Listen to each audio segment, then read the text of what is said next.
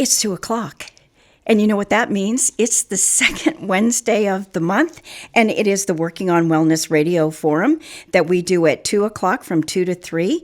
And this is brought to you by the Dungeness Health and Wellness Clinic, KSQM's free clinic. And today my guest is Barb Paschal. She is well-known and admired physical therapist, and she's going to talk to us about how valuable research shows that meaningful daily exercise can boost balance, brain power, memory, and energy, and can predictably decrease depression and anxiety.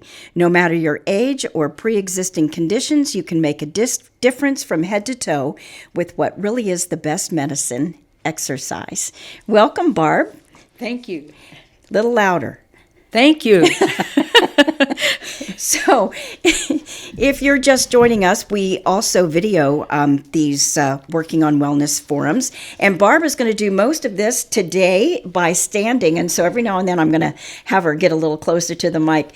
She's an exercise guru, and so she likes to stand as we go through this, which is what we should all be doing a little bit more of. Let's start with what you consider meaningful exercise. Well, I think meaningful exercise has to be effective. And there are so many benefits. You want to reap the most benefits you can from how you move all day long, not just in an exercise class, not what you call exercise in your home or walking your dog, but all day long we can reap the benefits of exercise. There are many, but particularly balance, strength, flexibility, energy, bone integrity, decreasing pain, and many of the causes of pain you can decrease, improve memory, joy, peace, clarity of thought, the ability to learn new things, and the ability to focus better. So when you were here last time, I'm going to bring this up now, you showed us kind of how to move all day long. And we're videoing this. And so show us a little bit, like you told us the last time, get up while you're watching television during the commercial and just move around. Show us a little bit about how you do that. See? Especially you want to move every limb that you possibly can, as much as you can. And if possible, cross over across your body using both of your hemispheres, your right and left brain, and that really increases all the abilities we just talked about. And you need a lot of balance to do that as well. Yes, and you build balance, so it's sort of circular. So why do you feel the phrase just move is actually holding people back from better health? Well, that phrase caught on, sadly, and a lot of people have actually told me. I teach a lot of classes in town and the community, particularly at Shipley Center, and they think that if they just move, it's plenty. And their just moving is very slumped over and slow and without any pizzazz or vigor. And so it actually has come to slow people down and to diminish their view of their potential. And I really believe in helping people to realize their potential. No matter what age, no matter how many pre-existing conditions we all have, we can improve all of the things that we just talked about. So just moving is, I hope, to erase from your mind. So just do it, just move is just not enough. You've got to be mindful about it. Very good. Yeah. Super. Okay. So let's talk a little bit about core alignment. Okay. Core alignment, again, words have gotten kind of confused for some people. A lot of people come and tell me they believe that their core is their abs or abdominal muscles and that they're gone. That's what they tell me. And particularly ladies who've had babies, they feel that they have no abs. Well, we all have abs, but we need to strengthen them. But our core is just like an apple core. When you eat an apple, you eat all the way around. And the same for us. Our core is not just the abdominal muscles, but every muscle, hundreds of which, are connected to all of our vertebrae. So we have 24 vertebrae, and then the pelvis, which is very directly part of our spine. And the abdominals connect to the front of the pelvis and to the ribs, and then there are hundreds of muscles connecting to your spine. So your core is really what some people call their torso, or their body separate from their arms and legs. But our arms and legs are connected to our core. So really, we are so interconnected. We're just like a quilt where every piece is connected to the entire quilt, and you see that our body cannot move part without the other part being affected. So core alignment is absolutely essential, and we're born with it. We have natural core alignment, what we used to call good posture, when we were 9. And that's basically balancing the skull over the rest of our body, over our feet, head to toe, like the title of this talk today. And it's the way that we are able to maximize the use of every muscle in our body. When we are slumped, we only use just a small percent of all those muscles that you're trying to build. And when you are in core alignment, you maximize your ability. Also, you allow your lungs to expand. When we're slumped and out of core alignment, your lungs actually can't breathe in the oxygen that you need for memory, for joy, for health. And what imaginative concept have you found most helpful for people to sense core alignment? Well, I've used many things throughout the many years that I was working, but lately I've thought of one that seems to really help most people, and they've come and told me that they practice it all day long. Some women in Africa have to carry bowls of water on top of their head in order to bring it to their families. And their families, that is the only water they have all day. And they have incredible posture. And so I've asked people to think of a bowl of water on top of their head, and they're able to move and not spill the water. And it's just incredible how your brain can imagine that and not be stiff or robotic in your movement at all, but rather very flexible and buoyant. Not like having a book on your head, which Correct. would make you very stiff. Well, the thing is books are rectangular, Yeah. and your head is round. So that's not going to work. But the bowls have a flat surface to it, and so it will stay on your head. Anyway. Okay. Actually, basically, the idea is to not let water splash out. So it's not the bowl so much. I guess I didn't describe that well. It's the water that stays in the bowl while you move, and your mind can picture that and therefore align your head over the rest of your body. So if people have an awful lot of tension in their shoulders, what do you suggest when you're doing these kinds of moves?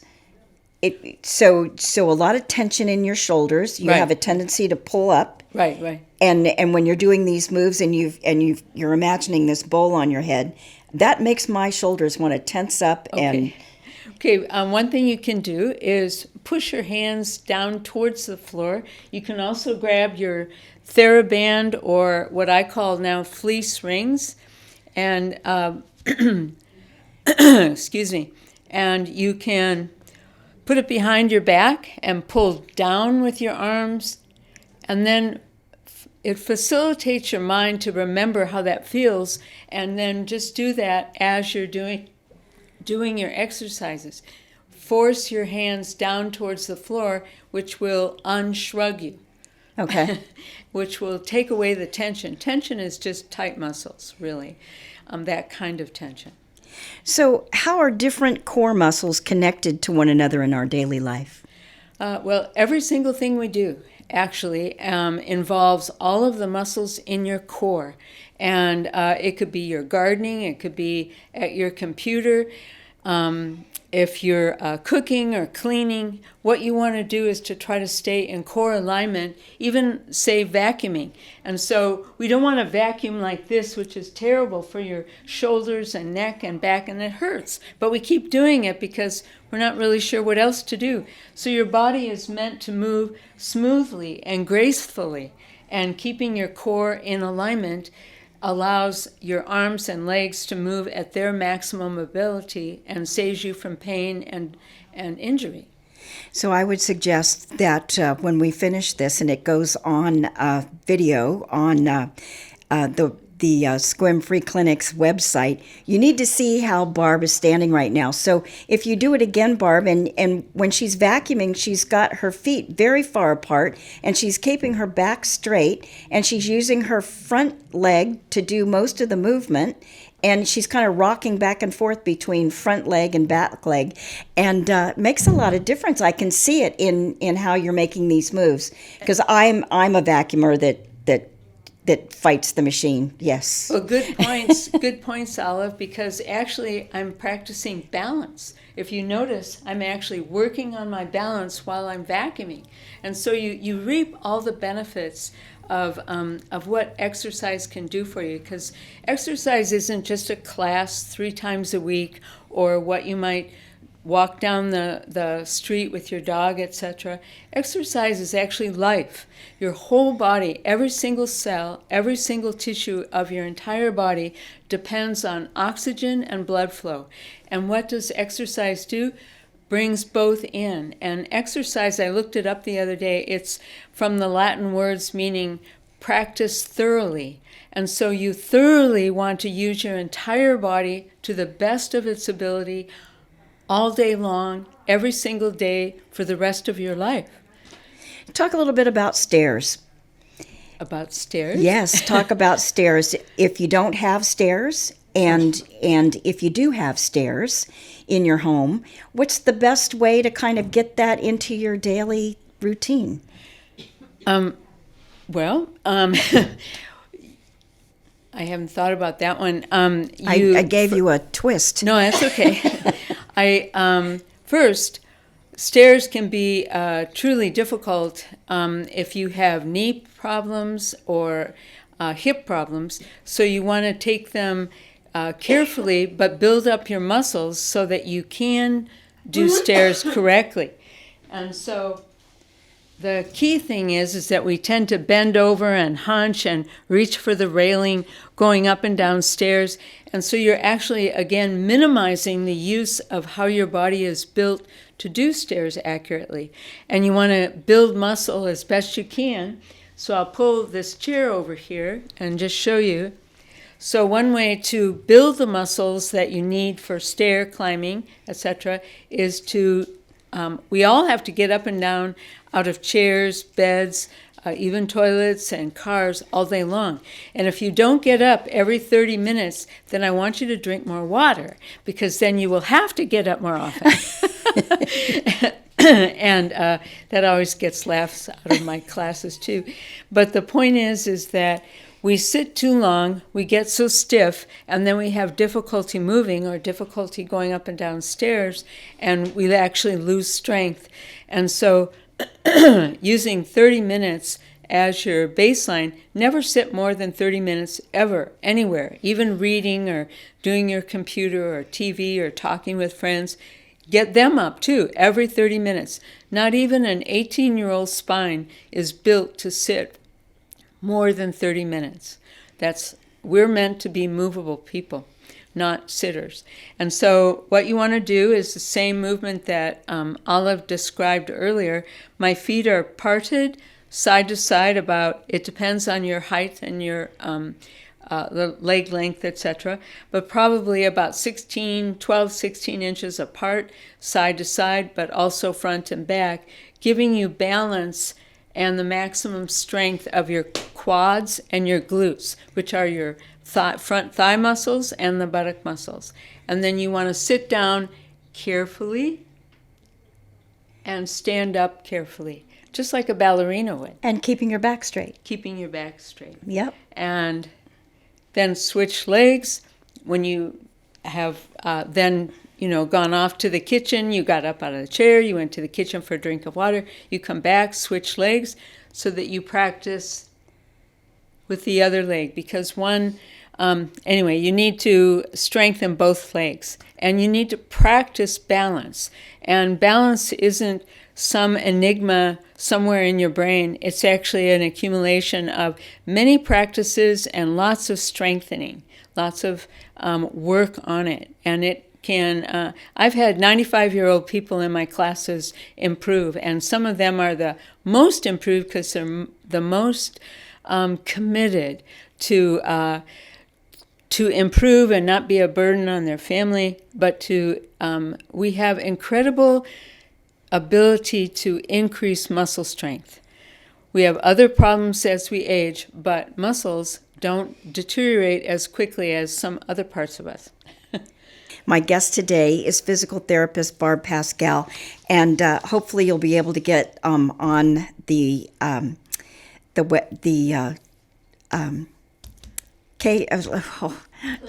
it's just gone out of my head. The website for the free clinic is squimfreeclinic.org, and you'll be able to see Barb move around. She's been showing us all the things that you can do while you're just living your life. Yes, yeah. And so one of the things that we've been talking about are core muscles and how they're connected to one another in our daily life. And you talk about your health bank account. What does that mean? Well, my mom used to say your health is your wealth, kind of an old phrase, I guess. And it's really true. And what we don't realize is that it's accumulative. The good news is that our health is accumulative of all of the different things you can do and should try to do during the day. But we also withdraw from it. So for instance, if you're ever in Costco or Safeway or QFC, wherever, and you're leaning on your shopping cart, you're actually withdrawing from your health account. You're robbing yourself of some valuable time that you can be in core alignment. Being in core alignment, good posture, is actually a whole lot of work to a whole lot of exercises. Muscles. Hundreds of muscles are working when you're in core alignment. When you're slumped over the shopping cart, hardly anything is working, and you're actually teaching your brain the wrong idea of where your alignment should be, and you're weakening yourself, you're stiffening, tightening yourself, and so you're withdrawing from your health bank account. I see a lot of people holding so this is I don't use a cell phone, so this book is a reasonable facsimile of a cell phone, and I see a lot of people walking down the sidewalk, supposedly exercising, talking on their cell phone, all bent over, which is terrible for your brain, for your neck and your back, and it's hardly any exercise. So they're actually taking out huge withdrawals from their bank account, their health bank account. Whereas if they would I want to jump out of the car and tell them, put away your cell phone and just walk and swing your arms and really stand up in core alignment and use hundreds of muscles to strengthen yourself, give yourself balance, take a lot of your pain away, and also improve your whole outlook on life. When you're walking, how do you elongate your gait? Is that something that's important, or you just want to walk naturally? You walk naturally. Mm-hmm. That's a good point, because actually when weight bearing became a term, a lot of people took up weights and decided to walk with them, and were even shown on TV that was a really good thing to do. It actually changed their gait. More people fell and had troubles with their hips and knees and backs because they were carrying weights which impeded their natural gait pattern, mm-hmm. walking pattern. And so, no, don't elongate your gait, but do walk more rapidly, and it will and with a lot of pizzazz, with a lot of vigor. If you're from Boston, you'd pronounce it that way. And that naturally will elongate your gait. When we walk real slowly, we tend to walk little tiny steps and even toe-heel gait, which is opposite to what we're born to walk like. And so, don't sort of change it in on purpose. Do more, get stronger, and move and swing your arms. Your arms are meant to help your legs move better. So tell us a little bit how aerobic exercise is so important for mental health. Oh, aerobic exercise is another term that people don't always understand. It can be, I only teach non-impact aerobic exercise. People think you have to jump to aerobicize. Not at all. Aerobic is actually a Greek term meaning uptake of oxygen. It just means move as vigorously as you can, with as many limbs as you can, as effectively as you can. And so, and what happens when you move more vigorously? You uptake more oxygen. And when we uptake more oxygen and increase our blood flow, what happens in our brain? We absolutely, and our adrenal glands and other places in the body, I'll explain. So when we're upset and grieving and angry and worried and fearful, we tend to have our adrenal glands will flow cortisol, which is not cortisone, of course. It's our own emission called cortisol, and it actually impedes the hippocampus from laying down memories. It impedes the brain from retrieving memories, from learning, from thinking clearly.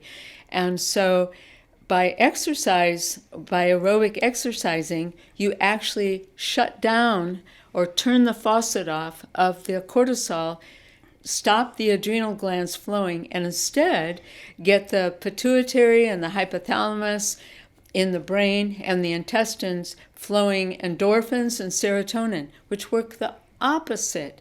They clear your mind. They allow memories to happen, to be retrieved, for you to feel joy, for you to feel less pain, for you to feel peace, for you to be able to learn new things. And all of those things are incredibly important for mental health. The New York City School District, the largest in the country, decided that at the beginning of this year, September of 23, last year, to start every single grade, every single morning with quiet, deep breathing. And what happens when you deep breathe and think quiet thoughts? You automatically shut off the cortisol, calm your adrenals, get your brain going, and get your intestine flowing serotonin, and you can study better, think better, learn better, and decrease the amount of, they found that the high school students reported a 71% decrease in anxiety and depression from this practice. So I find that amazing. Say so again. Anyway, so aerobic exercise, So aerobic exercise causes you to deep breathe, causes you to shut off the cortisol and increase your brain to flow the endorphins and the intestine to flow serotonin. And you're listening to KSQM. This is the Working on Wellness Radio Forum, and my guest today is Barb Paschal. She is a well-known physical therapist, and we've been talking all about how to move in your daily life to do the exercises that you need just to get around, yes? Right. Okay. And just to clarify, I'm a retired physical therapist, so I just volunteer, free classes, that sort of thing. I think once a physical therapist, always a physical therapist. I know, you can't get it out of me. You can't get it out of you. So Barb is standing through this entire interview, and we're having a great time. So I'm learning an awful lot about just regular movement. Just do it, as far as keeping your back straight, your posture, stand tall. My great aunt always used to say, put your shoulders back or you're going to get one of those dowager's humps. And so you have to have a straight back and a strong core. And as you said before, to remind us, your core is everything. Yes. Yeah, absolutely. And I haven't said yet that every single person should try for 20 to 30 minutes of non-impact aerobic exercise every day to build your heart and lungs. So the tissue, the cells that are in your heart and lungs are dependent on endurance exercise, not weightlifting, not machines and that sort of thing, but endurance. And that's what grows healthy tissue and cells in your heart and lungs. And your lungs have little muscles that are in between the bronchioles that need you to strengthen them and to build new cells. We don't really think about that. And of course, your heart is a muscle. And so everybody needs 20 or 30 minutes of non-impact, no jumping, aerobic exercise as vigorously as you can move, whatever form you choose, but you want to keep it non-stop. So if you're walking your dog, dogs stop often. And so walk your dog, put the nice dog inside, I love dogs, and then come outside and you walk yourself. Or move inside. With this kind of weather, a lot of us don't want to get outside in the cold and the rain and the wind. And so clear a space in your home, whatever size you have, and you can move side to side, forward and back, a little bit of rotation, and you want to get all those muscles working, and you want to do it nonstop for 20 to 30 minutes, moving your limbs as much as you can. And so this is just standing. You can do that standing. Yes. What about sitting? You can do it sitting. It's more difficult, but when you do those kinds of exercises sitting, and there's a video called Fit and Be Fit, be sure you sit on the front part of the chair so that particularly your legs have a chance to actually move side to side, and your arms, of course, without hitting the armrests. Try to choose a chair without armrests so that you don't hit on the rests themselves. And so if you're a little unstable, that's a good way to start. And what was the name of the video? Sit and Be Fit. Okay. It's actually kind of an old one, but I'm sure it's probably, I have heard that it's still around. Okay. But try your best to stand up, because when you can, even if you're near a kitchen counter, like I'm near a table here, so that you can touch if you need to, but it's difficult to build balance, which you need, in a chair exercise. Better to do one where you can skim your fingers along the edge of a counter, and yet you're upright on your feet. I was going to say that that's another thing that weight bearing people actually they've told me, ran out and bought hand weights to lift. And my water bottle is sort of a reasonable facsimile. And they thought that was what weight bearing meant. Weight bearing means bearing weight on the ground against gravity. Gravity helps signal the brain and the bones to build bone cells. So for osteoporosis, it's really important to try to be on your feet, as I have osteoporosis. It runs in my family. So I'm on my feet probably at least 12 hours a day. And also using resistance bands as opposed to free weights. So I'll talk about that in a minute. But using resistance against your bones, basically using your muscles against resistance, helps signal the bones to grow new bone cells and increases the integrity of bone. And they have actually proven that in astronauts. So even though we think of osteoporosis being prominent in older women because of the estrogen factor, young male astronauts were losing bone integrity. They had osteoporosis up there in space because there's no gravity. Okay. So I looked that up, and they are doing a lot of resistance exercise with their feet on platforms, pushing against them as if they were standing against gravity. Does that make sense? Yes. Free weights are a danger to most people because they don't know how to use them, and they grab ones that are too heavy. So most people take free weights and swing up and can you imagine what I'm doing to my shoulder if I continued to do what I just did, which was swing this water bottle around, I am just potentially injuring my shoulder and taking no heed to what's in there. But because people think, well, that's weight bearing, that's okay. And that's actually very detrimental. And here's the physics reason why is that they guesstimate that depending on the length of your arm, that even if you lift a 2-pound weight, that the distance that your hand is from your center of gravity magnifies that weight 7 times. So a 2-pound weight is actually a 14-pound weight when it is straight out from the body, the furthest from the center of gravity.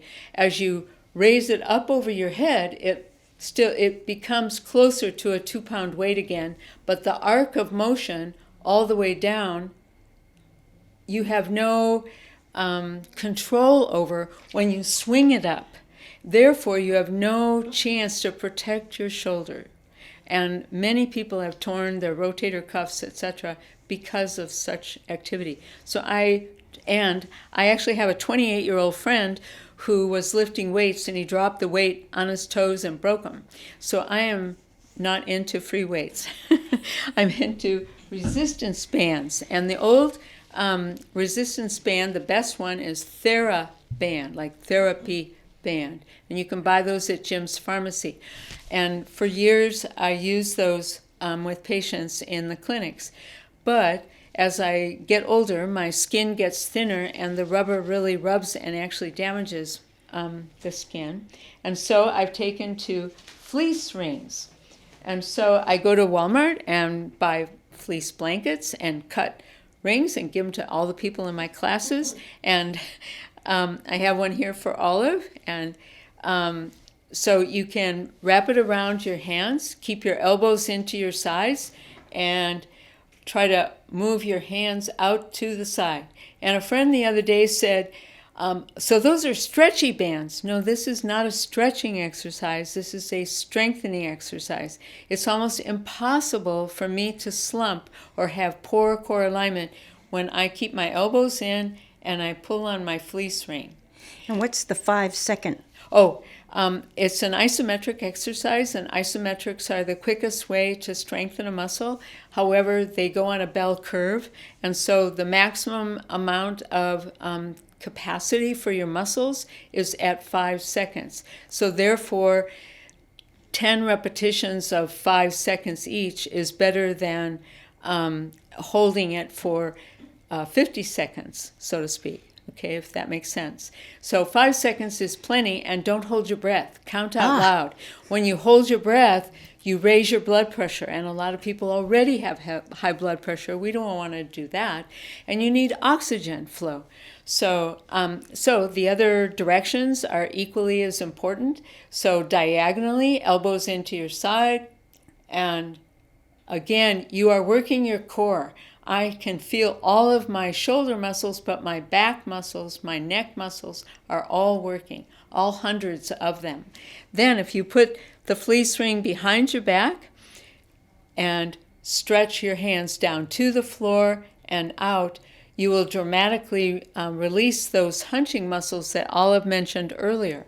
And you are undeniably working your core muscles. My abs are working to stabilize myself, and every muscle that's connected to all my vertebrae and my head and my pelvis. And these aren't difficult. They're very simple to do, and it's not strenuous. Right. Yeah. But effective and meaningful. And that's the key is, so I tell people, go and get more blankets and cut them up. Have these in every room in your house. Have one in your car if you're stuck at the Hood Canal Bridge, in your purse if you're a lady. And the point is that we need to exercise often, many times throughout the day, as well as a 20 to 30 minute endurance set of exercises. And I do that every day and actually twice a day. So I don't just say these things, I actually do them. And without those and stretching as well, I would not be able to do the other things that I enjoy doing, or even walk into the post office to get my mail, or walk into the grocery store. So you want to continue doing the things you love doing and have to do for household, gardening tasks, but also your hobbies, and also being with your kids, grandkids, whoever you are with. Well, this is the Working on Wellness Radio Forum, and my guest is Barb Paschal. And to kind of wrap up what we talked about earlier, you talked about a health bank account and what we're doing to deplete our bank account. Talk a little bit more about that. Sure. We don't really think about it, but we think that just doing an exercise routine is all that we need to do, but we don't realize that we're potentially damaging ourselves, causing some of our pain even by what we don't do or what we do. So for instance, if you're out gardening or if you're painting or doing another sort of hobby or even chopping vegetables, when you do it too long, when you are weeding and you think, if I can just do all of these beds in the next hour without moving, then when you stand up, it's very, very difficult to stand up because you're so stiff and sore and you hurt the next day, and then, just things kind of go downhill. And so what you want to do is take care of your body and get up out of the position of weeding, or get out of the position of that paintbrush that you're doing you're painting your pictures with, or even chopping vegetables, and do the opposite, so that you can deposit to your health bank account, not withdraw. So for instance, if you're bent over doing your phone or your computer or scrubbing the floor, you need to do you are withdrawing your health from your health bank account. So you want to stand up and move and do just the opposite. So stretch your arms out, because we do everything in front of us all the time and out of necessity, but then you need, out of necessity, to do the opposite. Stretch your arms out, lean your head back if possible, and move side to side, move your legs back and forth, just the opposite of what you've been doing.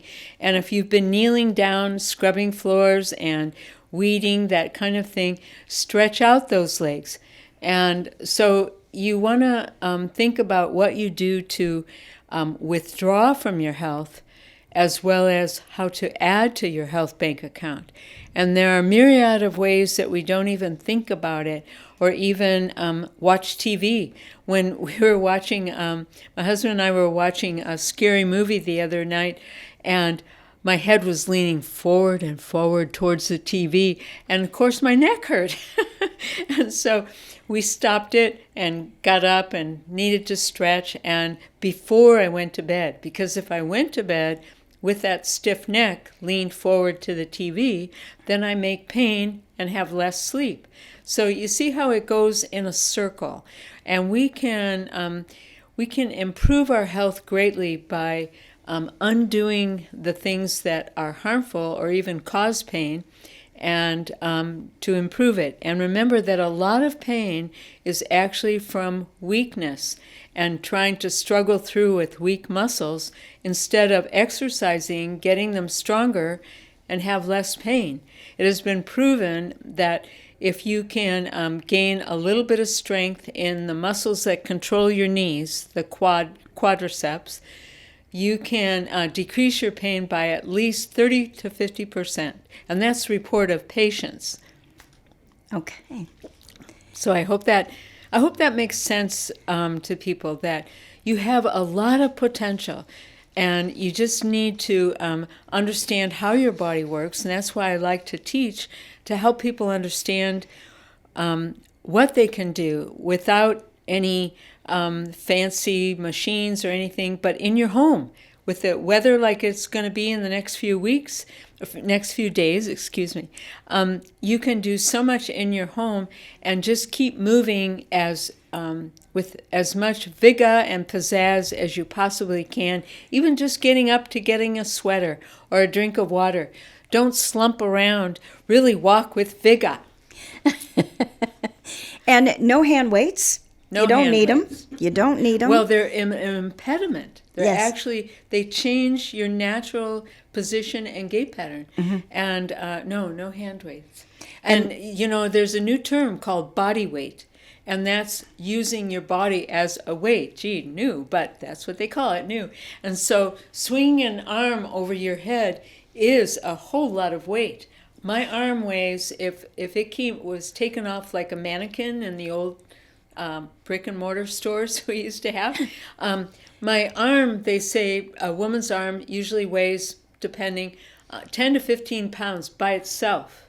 But if you magnify that by 7, as I swing my arm up and down, I'm lifting a huge amount of weight without putting a weight in the end of it and making potential damage. And I can slow my arm down, but if I have a weight in it, I might drop it quickly and injure my shoulder. And getting up and down from a chair is, again, using your body weight and strengthening your legs and your core by getting up and down, making sure I'm against the chair, down slowly and up slowly. And that is using your body weight as resistance to the muscles that you're trying to build. And you can do that in your home, of course. Sure, and you can get stronger and stronger and then get to the point where you're not using your hands at all to get up out of the chair. Very good. There We're you going to have Olive teach this next time. I'm going to come back and check on her. Barb, thank you so much for coming in. We learned an awful lot about how to move and how often to move. And it doesn't have to be hard exercise. It just means movement.